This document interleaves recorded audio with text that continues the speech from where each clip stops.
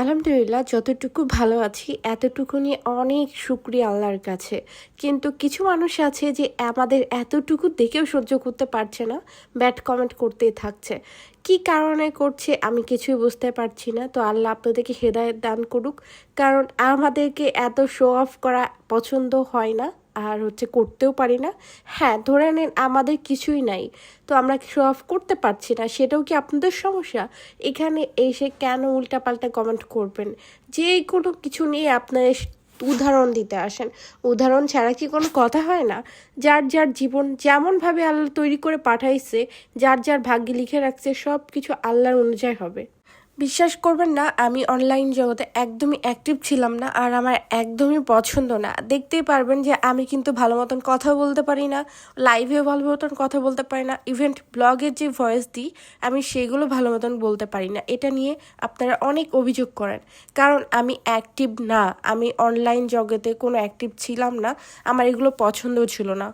আমি ছোটবেলা থেকে কোনো অভিনেতার মতন শিখে আসি নাই, বা নাটক করে বেড়ায় নাই, কোনো যাত্রাপালায় যে কোনো নাটক করে আসে নাই, কোনো কোথাও যে কোনো নাটক করে আসে নাই যে আমি সব জায়গাতে যে সবার সাথে মিলে পারফেক্টভাবে চলতে পারবো। আমি খুব সাধারণভাবে চলাফেরা করতে পছন্দ করতাম, এবং খুব কম কথা বলতাম, খুবই কম। এই কথা নিয়ে আমার অনেকজনের সাথে রাগারাগি হয়েছে।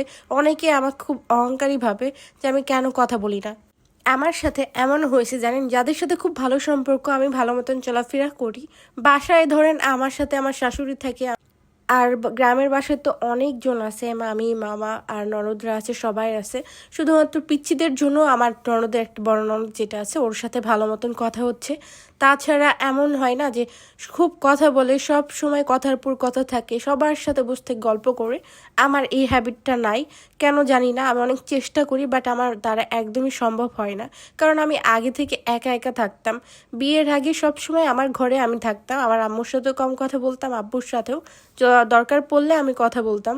এগুলো নিয়ে অনেকেই কথাবার্তা বলে থাকে যে হ্যাঁ আমি খুব কম কথা বলি, মিশতে জানি না, এসব কথা শুনতে হয়। কিন্তু আমি চেষ্টা করি আমাকে নিজেকে চেঞ্জ করা, বাট পারি না। তাইলে ভাবেন যে আমি অনলাইনে এসে আমি কিভাবে তাড়াতাড়ি এত চেঞ্জ হতে পারবো, যেগুলো আমি নিজের বাস্তবে লাইফে চেঞ্জ করতে পারি না, তাহলে কিভাবে আমি অনলাইন জগৎ চেঞ্জ করতে পারবো? তো যাই হোক, অনেক কথা বললাম।